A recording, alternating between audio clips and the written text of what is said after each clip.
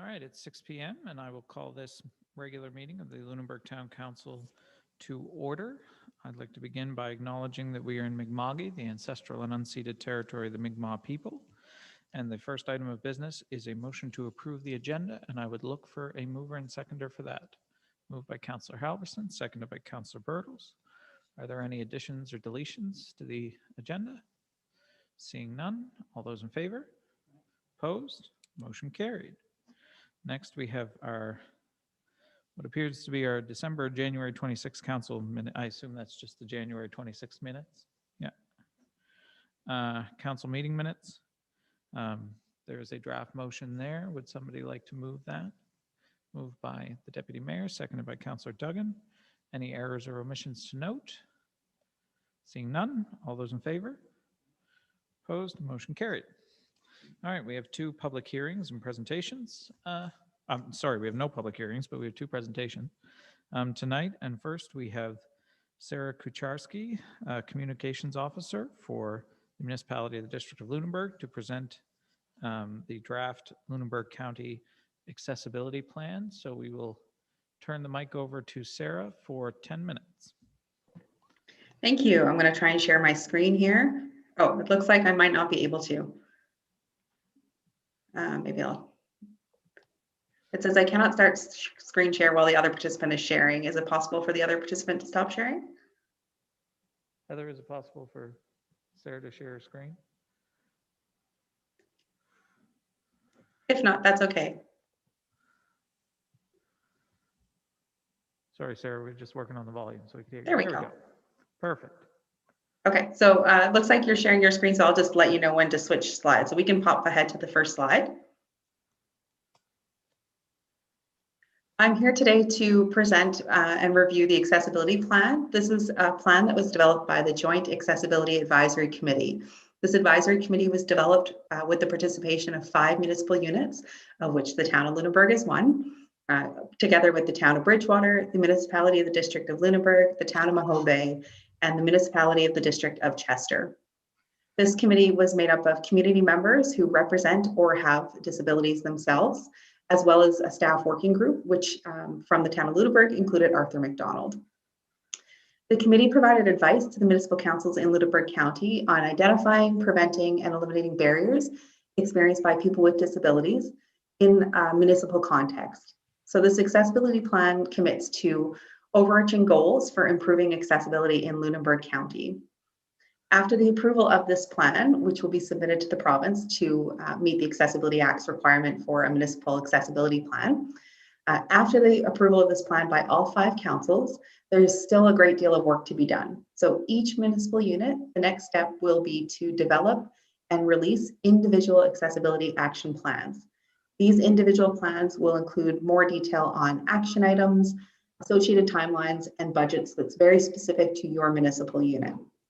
The cost of developing and implementing those individual plans are the responsibility of each municipal unit. There are shared costs for part-time accessibility coordinator oversight role as defined in the plan, and all of you should have that plan in your addenda package. Let's move on to the next slide. I just want to give a brief overview of where we've been and where we're going. The committee was created in the fall of 2019 at the request of the province, which has mandated that all municipal units must release accessibility plans. We developed a work plan process and had that approved by councils and by the committee. And then we hired a consultant, a summer student in planning, to work with us to develop a public participation plan and execute that plan. So that public consultation period took place last summer. It was more challenging because of COVID, obviously. We didn't get to go out into the community in person the way we imagined we would. However, we do feel like we got a robust community public consultation process virtually and by phone and interviews, and we met and talked to quite a number of people who either have disabilities themselves or represent organizations that work with people with disabilities. We took those results, and from those results, we developed the report that you have in front of you today. That plan development went back and forth between the staff working group members, the committee, and the CAOs. So today we're sitting here at council approval time. So the municipality of the District of Lunenburg approved the plan this morning. You're the next council up, and then over the next couple of weeks, the other 3 municipal units will review the plan and hopefully pass it. And then again, the bulk of the work begins again. So then we work into individual municipal unit operational planning, which starts after the plan's approval. Next slide, please.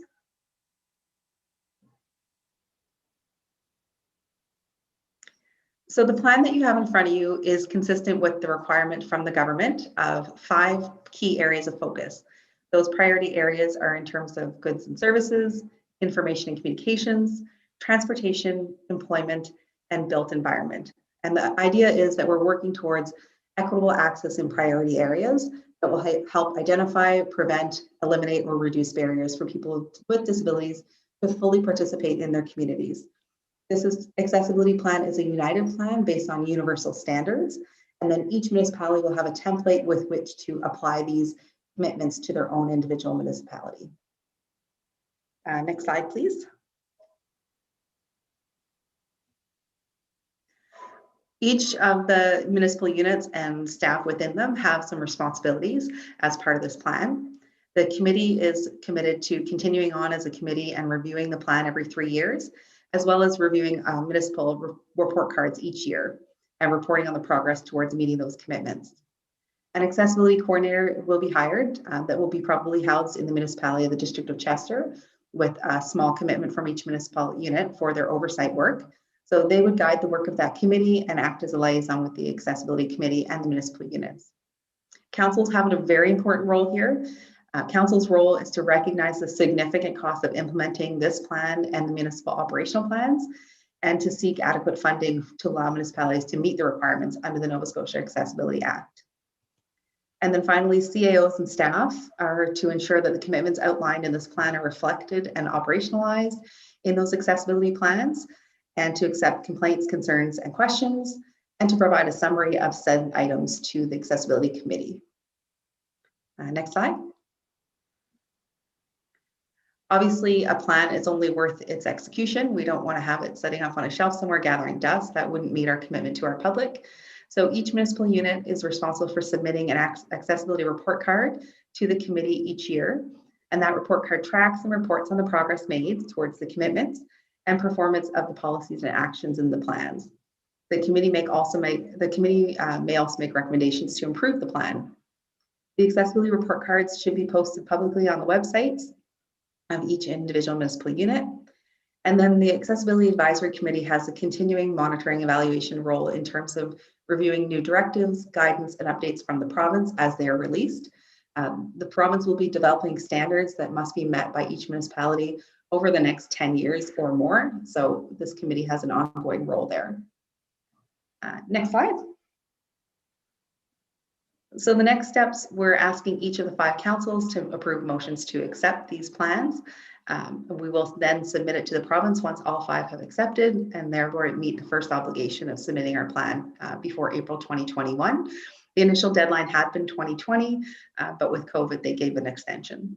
So after that, each municipal unit will begin working on their individual accessibility action plans with the hopes that they can submit those documents as well by that April 2021. And now I'm open for questions. Thank you, Sarah. And 3 minutes under time, which we always like. The floor is now open for questions. Any questions of councilors on this? Seeing none? Okay. Thanks for coming in, Sarah, and we'll let you know how it goes later in the meeting. Perfect. Sounds good. Thank you. Bye. All right.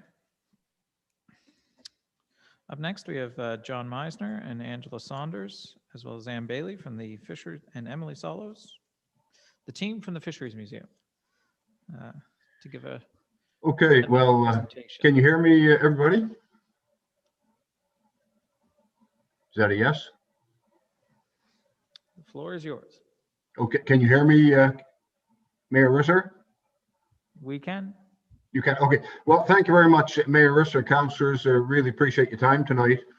And considering there's a new mayor and new councillors, we thought it was an opportune time to provide you with a little bit of background on the Lunenburg Marine Museum Society, Fisheries Museum, and the Bluenose tool. So again, thank you. The Society is trying to get a little more community involvement, and we're going to, I guess this is a good place to start. So again, appreciate your time tonight.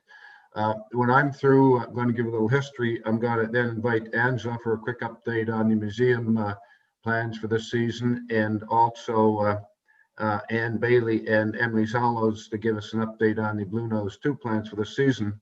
But so just in terms of a little bit of a structure, Lunenburg Marine Museum Society is a governing body responsible for the operation of the Fisheries Museum of the Atlantic and Bluenose 2, both of which are owned by the province. And just a little bit of a history on the museum. The Lunenburg Fisheries Museum was born in 1966 as a Centennial of Confederation project by the local community. And essentially the community was challenged to come up with a suitable venue or occasion to commemorate the Centennial of Canada. A local group of citizens got together and basically thought that it would be appropriate for a traditional salt bank schooner to be the basis and the nucleus for a fisheries museum. So thus the Fisheries Museum was started in 1966 when the Lunenburg Marine Museum Society that was formed at that time acquired the Tressa E. Connor from Zwickern Company Limited. At the time, the Connor was one of the last operational genuine Lunenburg salt bank schooners. And for the first year, the museum operated out of the end of the Zwickern Company Wharf. In 1975, the Lunenburg Fishing Museum had a permanent home on the site of W.C. Smith and Company, a predecessor of National Seed Products, which is where we are today. The property had most recently housed the old Lunenburg Seed Products plant. And at that time, at that same time, the property was acquired and became part of the Nova Scotia Museum Complex, and the name changed to Fisheries Museum of the Atlantic. Of course, this brought an investment in the museum and property, which included infrastructure, buildings, wharves, exhibit development, and the like. Over time, an aquarium was added, along with various boats and vessels. Of course, you have the Cape Sable down there, as well as the Tressa Connor now. And we acquired and built a significant collection of smaller boats, along with a nice collection of marine engines, all to represent and interpret the very rich history of the Atlantic fisheries. And it's interesting to note in 1989, documents show that over 95,000 visitors visited the museum. And in the 90s, I think most of the years in the 90s, over 100,000 visitors visited the museum on an annual basis, and the majority of which were from the United States. The province has been a great partner over the years in the development of the property. And there was a major stabilization project. I think it was around 8 years, Angela can correct me on that, about 8 years ago. And of course, the whole western side of the complex was slowly migrating into the harbor, because the foundation and the structure that bore it was decomposing. So basically, the project was just to gut the whole, all the western side buildings, put a new foundation in, and essentially almost start from the beginning. At the same time, there was the interpretive renewal project was underway, where the whole museum had to be gutted, or half the museum had to be gutted, and then the interpretive renewal was to really look at the interpretations and the exhibits a little slightly way, and that process is really still ongoing. Just in terms of the finances, it's as any other organization, the finances are a challenge, and we are expected to raise a very significant amount of our operating funds ourselves, and that comes through admissions on the museum side, through admissions, through our sales of the gift shop, the restaurant, the parking lot, tour boats, etc., etc. The museum, of course, I'm sure you agree, is a very, very important economic driver for the area, and it's evidenced by the activity down on Bluenose Drive during a normal year. And of course, a little later, I'm going to introduce Angela Saunders as our general manager. Angela has been in that position since, I think it was 2004. And we're so fortunate to have Angela. And of course, she brings a huge amount of enthusiasm, energy, passion, and experience to that position. On the Bluenose side, it was in 2005 that the province came to the society and said, look, we would like you to consider being the operator for Bluenose 2. And we thought that was certainly a very, very nice complimentary activity for the museum. And we said yes. And the rest is history. And again, much like the museum, we're expected to raise a very significant amount of our operating funds, and that's through harbor tours, attendance fees, gift shop, et cetera, et cetera. So much like the museum, last year, the museum, I think we had about 10% of normal attendance. And of course, we all know the mission that the Bluenose 2 was on last year.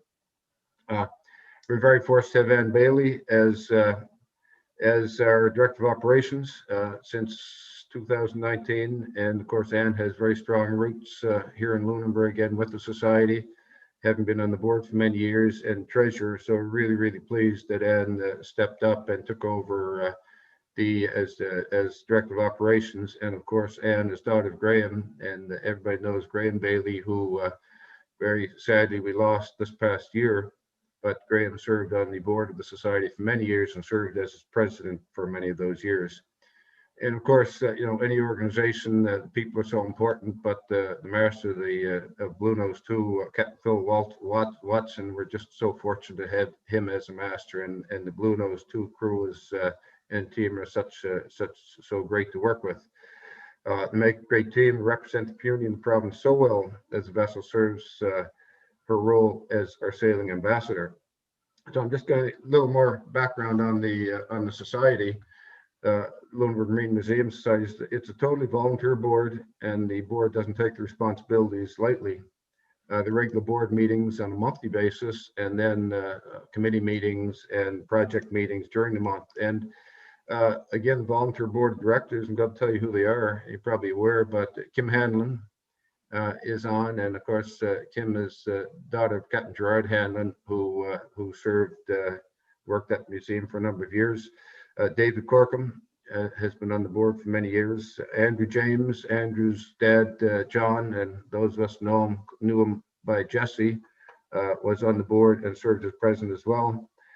Graham Gearhart is with us for the last couple of years, and new to this past year was Josh Healy and Tony Sampson. And just for your info, the executive is Lola Greek, who is our treasurer, Mary Meisner, who's secretary, and Mary's father, my father, was part of the original founders of the museum and served as president as well. And Andreas Josenhans, currently vice president, and has served as president. And Val Tanner is our financial manager, and Val has been with the society since the mid-2000s. And again, very pleased to have Val as our financial manager. We're trying to encourage society memberships, and we encourage anybody listening here tonight to consider joining the society through our Door Mates program. And I'm just going to leave you with an offer when we get up and running for the season, an offer of a tour of the museum complex and Bluenose 2 when we're open. So maybe we can hold our questions till Ann and Angela are finished with their presentation, but I will introduce Angela Saunders, who's going to give us an update on the museum activities for this coming year. So thank you. Thanks, John. And yeah, there's 1 minute left, Angela, but we'll leave some grace if you can give us an update. We have Angela on the line. Yeah, can you hear me? Can you hear me okay? Crystal clear. Okay. Thank you. I'll keep this very, very short. We are just finishing off our stabilization here, our project inside. We've just finished a fantastic amount of work on Tressie Connor, and we are looking at starting off this year on June the 1st. We are hoping to expand this year so that we can have all 3 floors open and the decks of the vessels open, as well as the big boat shed in operation. We are looking at having new experiences this year. We're going to have a Bluenose refresh for the celebration, and we're going to have 4 new exhibits that haven't been seen by the public before. So we are really hoping to increase our volume for this year. and to be able to have a positive impact on the community and hopefully have much higher visitation with our increased capacity this year. So I know his time is short. I'm just going to pass this quickly over to Han. Hi. Anyway. Am I on? Anyways, I understand the time is very critical right now, and we are doing a sail past Bluenose 100 season, only docking in Lunenburg, sailing around the province again. And if I can I turn this over quickly to Emily so she can give you a brief overview of Bluenose 100 events, because it's going to be a pretty amazing season. Absolutely. I'll just give you a really quick overview of our Bluenose 100 plans and partnerships. And I believe you all have a digital copy of our one-page document as well. I'll let you know, pre-COVID, we were planning several festivities, including a schooner festival, which we presented to town council last time we presented pre-COVID. And I wanted to let you know that we have postponed that to 2022. At which time we are hoping to be able to have visiting schooners and tall ships at that point. But this year we have a virtual event March 26th. That's of course 100 years since the original Bluenose was launched in Lunenburg. And that kicks off the Bluenose 100 festivities for the year. We'll have weekly Bluenose 100 live streams, national partnerships including Canada Post, the Royal Canadian Mint, and Canadian Geographic. One of our only in-person events at this point is the Snowbirds. They'll be doing a Lunenburg show August 25th. Of course, the Bluenose 2 and the Fisheries Museum will be working with them and their programming as well as with several other community groups, festivals, and businesses. We've been working with the Board of Trade, with Bluenose Academy, Folk Harbor Festival, and Lunenburg Lit Fest, to name a few. We just launched our full website, bluenose100.ca. There's lots more information there on events and partnerships, and we'll be constantly keeping that updated as things firm up, as well as on our social media channels. So we'd like to thank the town for your support of Bluenose 100. We really appreciate your contributions and interest in the centennial, and we're really looking forward to the year ahead. Thank you. Thanks, Emily, and congratulations. And we know it's not easy to do that under COVID, and I think you guys are doing a remarkable job of it, and I'm sure the whole community appreciates your efforts. With that, I will open the floor to questions if there are any. Okay. Seeing none. Thank you guys for the update. We really appreciate it. It's important for council to be aware of those kinds of things, and we're grateful for your coming in on taking away from your evening to provide us that update. So that takes us on to correspondence, petitions and proclamations consideration. We have one, the Heritage Day, February 15th, 2021 proclamation, and there was a staff report and draft motion. So I'm looking around the council table. Is it anybody's pleasure to move that? Moved by Councillor Ernst, seconded by Councillor Sanford. Is there any discussion or debate on the Heritage Day proclamation? Seeing none, all those in favor? Opposed? Motion is carried. There is no unfinished business, which I'm particularly proud of.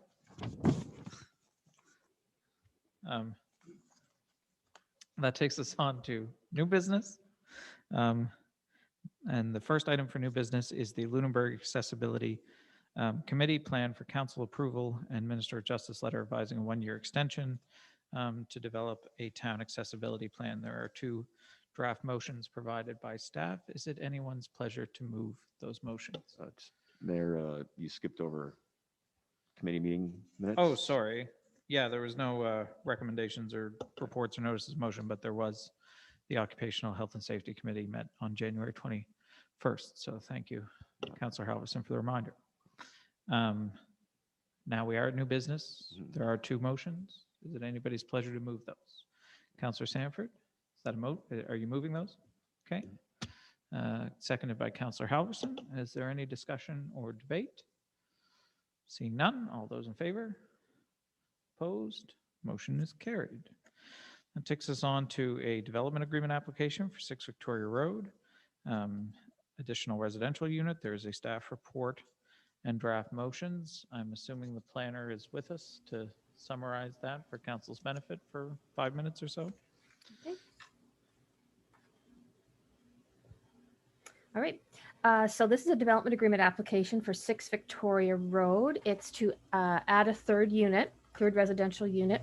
So there's 2 matters in this staff report. The first one is to send the application to the Planning Advisory Committee and authorize a PIM. The second is in relation to moving the application forward via a short-term contract for planning services. So it's properly before council. There's enabling policy 5.9 in the municipal planning strategy that allows us to go forward through development agreement. Our procedural policy 65, our public participation policy, states that we need to have a public information meeting. It is in keeping with the comprehensive community plan, a housing goal, and the 3 objectives noted in the staff report. And the options before council are to PIM 1 is to accept the application. Oh, you can't hear me. Is that better? Accept the application, refer to the Planning Advisory Committee, authorize the Planning Advisory Committee to hold a public information meeting. The second is to accept the application, request more information, but this is not really the case here. And there's always a third option for council to direct me in another way. So I am recommending option 1, and we'll speak to that in a minute. The second matter before council is in the staff report is a short-term contract. Now, we received this application in early November, and due to workload, the application has been delayed, and it really should move forward faster. Why is this before council? Because the cost of planning services contract has not been budgeted for. And this is not unusual. Other departments hire consultants to carry out town services, such as Public Works may hire an engineering consulting firm to write the water regulations. The difference with that is that it's been budgeted for, and this application has not been budgeted for. Also, other municipalities do hire planning consultants if their planners are overloaded or they're on a special project or something like that. So this is not out of the norm in other jurisdictions. So what this consultant would be doing is basically stepping in for me. They would be hosting and organizing the planning information meeting, writing the report, drafting the development agreement based on my template, gathering submissions and packaging them for the clerk, drafting letters and advertisements, but we would carry out our normal, we would put them in the paper, we would send out the letters for the notices, bring it all the way to second reading. Now, should this go forward to an appeal, that would not be in the contract. And we have prices coming, we have an RFQ out for to get quotes. We have them with Zoom and in person. Zoom is obviously much more cost effective. How does this relate to the community plan? It's under governance, under the goal where positive relations, communications, and continual engagement are shared foundation for decision making. So it's in keeping with the CCP, and the options before council are to authorize $10,000 from the town's operating budget accounts and planning legal budget to be used for a short-term contract for planning services for this development agreement application. So this would allow it to move forward in a timely manner. Second option under STC 2 is to take no action. So the processing time would be expanded. And I note to council that if you assign it as a priority, that simply means that other things will drop off the plate. And the third is added efficiencies and look at our fees as well, which would be part of this anyway. And the last option would be as determined by council. So the recommended options, I'm on the last page now, is, and that's in your agenda, yeah. Regarding the application for brighter community planning and consulting to add a third residential unit through development agreement to 6 Victoria Road. The council accept the application, refer it to the Planning Advisory Committee, and authorize the Planning Advisory Committee to hold a public information meeting. So that we need that one anyway. The second refers to the consulting services. That council authorized $10,000 from the other accounting operations, which I read before, to allow it to move forward. And the third motion, which is what we'd be doing anyway, is that staff revisit planning application fees for the upcoming budget year so that the fees may accurately reflect costs in full or in part, especially where the town may choose to make use of external planning consultant resources. And that would be it. Okay. Are there any? So there are 3 draft motions Three that are motions. recommended. There are also alternative options. Would anyone like to move the recommended motions or any of the alternatives? Around. Deputy. So Deputy Mayor is moving the recommendations, seconded by Councillor Halverson. Is there any debate, discussion, questions? Councillor Halverson. Yeah, through your worship to Dawn. So, Dawn, I understand obviously the workload that's involved here, and my concern is I'm loath to spend $10,000 on an individual consultant for a one-off project. Maybe could you shed some light? Where is the planning department as far as workload? Obviously, we've got you taxed to the max with Project Lunenburg. There's a lot. You have a lot on your plate, and we all recognize that and appreciate what you do. My concern more is, are we going to see more of these kind of applications come in? Are we going to see more of these one-off need to bring in consultants? And would we be better off at this point? You know, should we be looking at a staff position? Really, is what my question is driving at here. Sure. Through the mayor. Hopefully, not too many more applications of this nature when we have the new planning documents in place. I would hope that a third unit to a residential dwelling would not have to go through a full development agreement. It might be site plan approval or as of right. That being said, we are a ways out for our documents. We're looking, the fall into the end of the year for them to be in place. And we do have another application that'll be before council at the end of the month. So it's not a long-term, I wouldn't imagine it'll be a long-term, but you do have a reorganization suggested in your action items as well. So we need to look at the duties. Okay. Thanks, Don. Any further discussion, debate? Councillor Sam? I would just like to second what Councillor Halverson's saying, in the sense that the request for funds, regardless really of the amount, really speaks to the issue being that of the staffing position and the understaffing perhaps in the planning and development department. So I'm concerned because when I look at our staffing complement, we are flush with engineers, and yet we have one person stretched very thin in a really key, critical, important position within the town. So I'm wondering, is it possible for us to perhaps stop and take the time and look at more closely that particular position and how we can better resource that position to operate in the ways that the town needs it currently? Well, I think that's certainly in our 5-year strategic direction. I appreciate what councillors are saying. I think that perhaps approving this as a stopgap measure tonight gives us the time. Like, I don't think we should hold this up, you know what I mean, to do that analysis, because then that winds up putting the work onto staff. But this not being, we can discuss other long-term solutions, but that's just not what's in front of us right now. And that really should be sort of, yeah, I well don't think thought of, well anyone, considered. no one's saying we're trying to hold this one up, but Yeah. it's just more, a lot of concern for what's happening in the planning department, knowing especially what's going to be ahead of them and what they're dealing with right now. We want to make sure this isn't going to be a recurring, 10,000 here, 15,000 there, 7,000 here. I mean, as a one-off, as a stopgap, and you say there might be one more at the end of the month. I mean, I know that, Dawn and Arthur helping out there has been fantastic, but we really need to look at that at some point. I think the concern is appreciated and noted. Any further discussion or debate? Seeing none, all those in favor? Opposed? Sorry?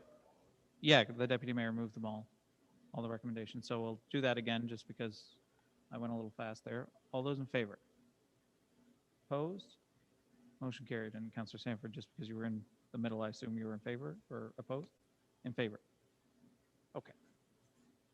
Just want to record you accurately.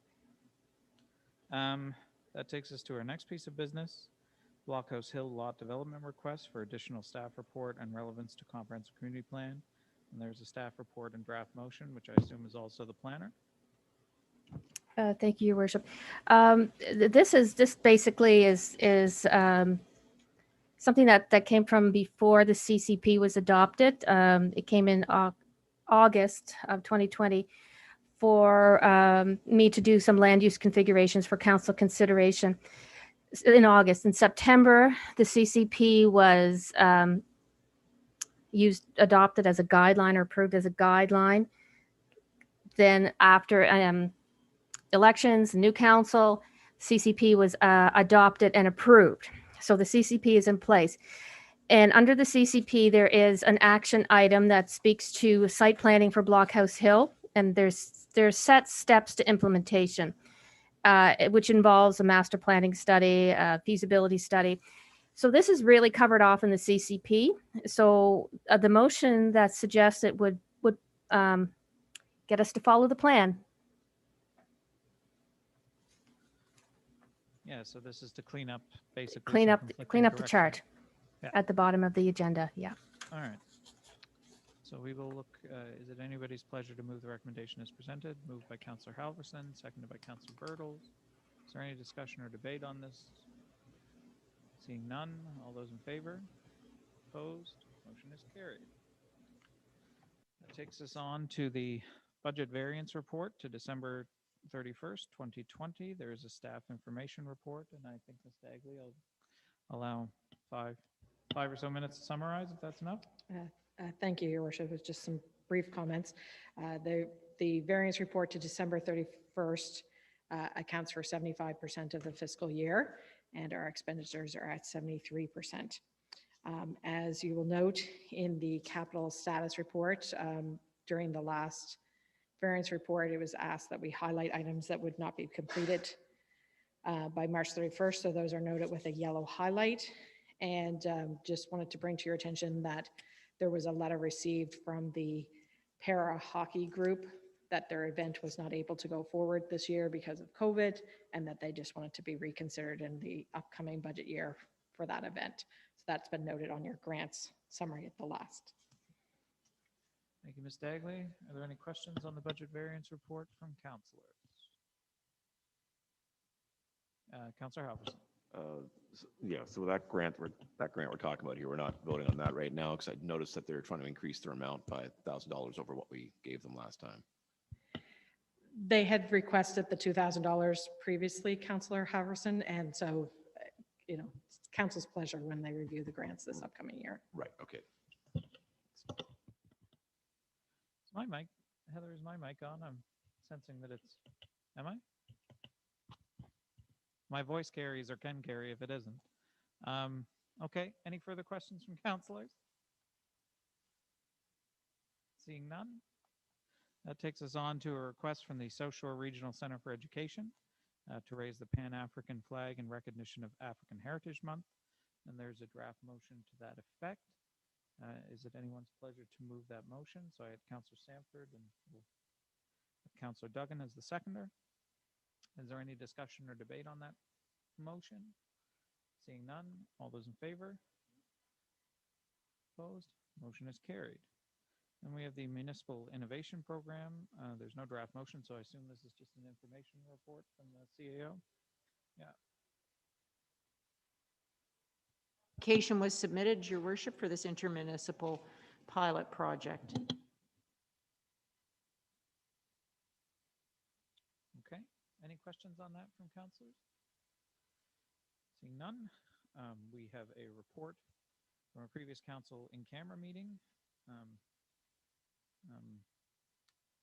So a motion to moved and seconded that the town shall enter into a lease agreement with the South Shore Center for Education. All the information was in the package. So do I have a mover? Is it anyone's pleasure to move that? Moved by Councillor Sanford, seconded by Councillor Birtles. Discussion, debate, questions? The town solicitor's here to answer those. Seeing none. All those in favor? Opposed? Motion carried. We have no in-camera meeting tonight, so there being no further business before us, we stand adjourned.